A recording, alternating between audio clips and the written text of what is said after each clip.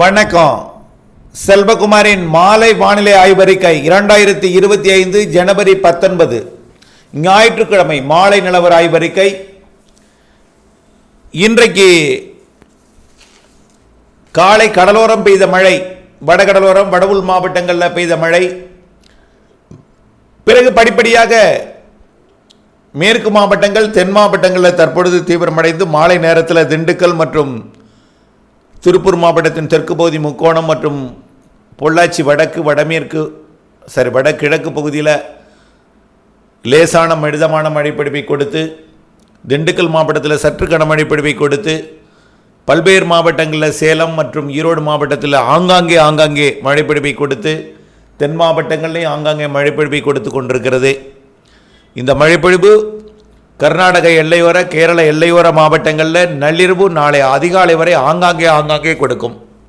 பெரும்பாலும் நள்ளிரவு வரைக்கும் கொடுக்கும். அதிகாலையில் தென் மாவட்ட மேற்கு தொடர்ச்சி மலை எதிர்பார்த்தது போலவே நாலுமுக்கு, ஊத்து மற்றும் மாஞ்சோலை போன்ற பகுதிகளில் 15 சென்டிமீட்டர் மழை எதிர்பார்த்திருந்தோம்.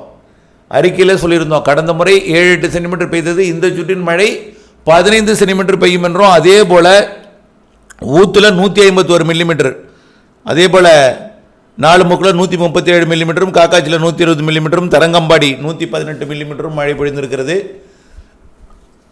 இந்த மழைப்பொழிவு இன்றைக்கு இரவு நாளை அதிகாலை வரைக்கும் தான் அந்த தீவிரம் இருக்கும். பெரும்பாலும் இது இனிமேல் மேற்கு மாவட்டங்கள் தென் மாவட்டங்களில் மேற்கு தொடர்ச்சி மலைப்பகுதிகளில் ஒட்டி இருக்கும். ஒதுக்கி இருக்கும். ஆங்காங்கே இருக்கும்.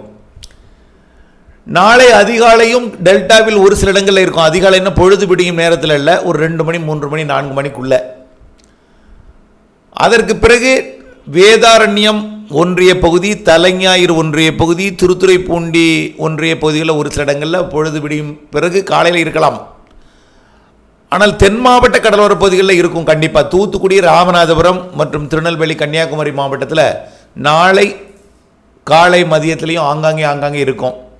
இலங்கையில் கண்டிப்பாக இருக்கும். இலங்கையோட தென் கிழக்கு பகுதியில் கனமழை பொழிந்து வருகிறது. வடக்கு கிழக்கு மாகாணங்களில் மழை ஓய்ந்திருக்கிறது.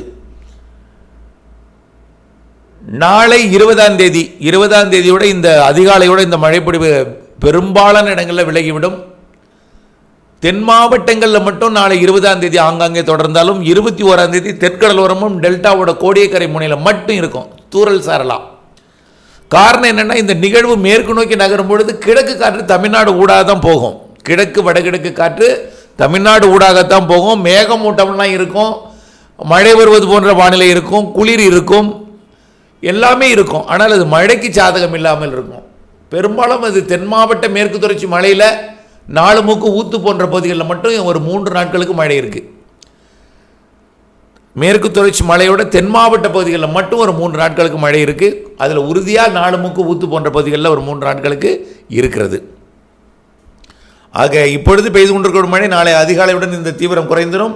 நாளை தென் மாவட்டங்களில் இருக்கும். டெல்டாவில் கடலோர பகுதிகளில் மட்டும் தூறல் சாரல் லேசாக இருக்கும், ஒரு சில முறை இருக்கும். 21ஆம் தேதியும் தென் மாவட்ட கடலோர பகுதிகளிலையும் நாலுமுக்கு, ஊத்து போன்ற மேற்கு தொடர்ச்சி மலை பகுதிகளில் மட்டும் இருக்கும். 22லேருந்து இந்த சுற்றின் மழைப்பொழிவு முற்றிலுமாக விலகிவிடும்.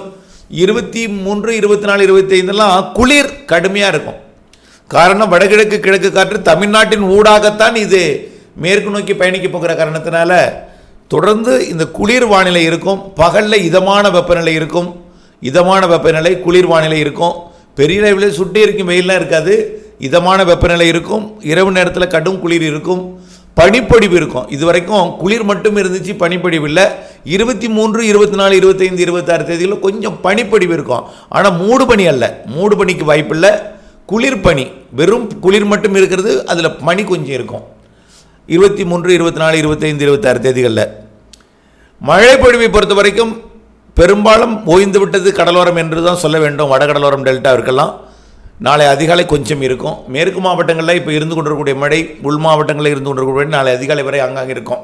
அதற்கு பிறகு ஒரு தென் மாவட்ட மேற்கு தொடர்ச்சி மலையில் மட்டும் இருந்து கொண்டிருக்கும். மீண்டும் ஒரு மழைனா 28ஆம் தேதி எதிர்பார்க்கப்படுகிறது.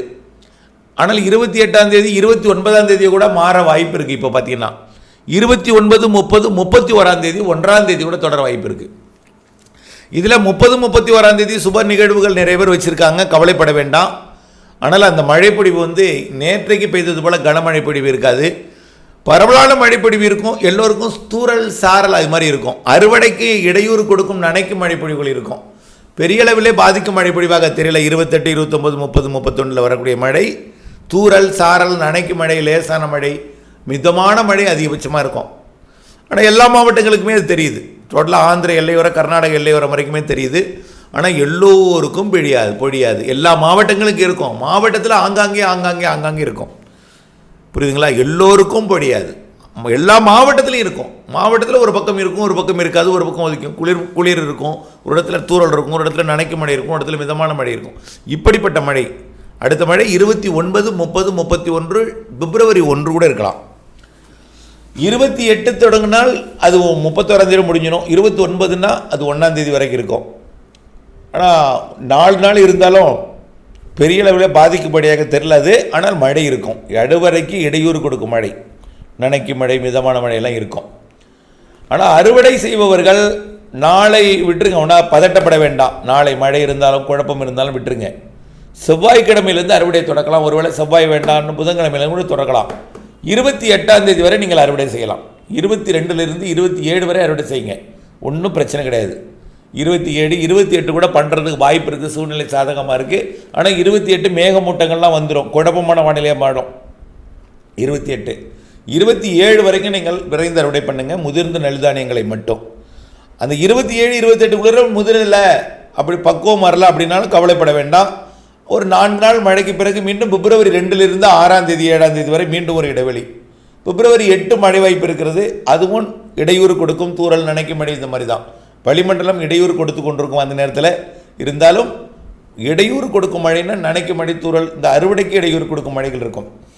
மழை சரியாக பெய்யவில்லையே, போதவில்லையே என்று எதிர்பார்ப்பவர்கள் கவலைப்பட வேண்டாம். மார்ச், ஏப்ரல், மேல நல்ல மழை இருக்குது, எல்லோருக்கும் இருக்குது. வலிமையான நிகழ்வு ஏப்ரல் மேல இருக்குது. ஆகவே இந்த ஆண்டு கோடையில் வெயிலும் இருக்கும், வெப்பமும் இருக்கும். இடையில் 2 வலுவான நிகழ்வு மழைப்பொழிவை தர இருக்கிறது என்பதை நினைவில் கொள்ள வேண்டும்.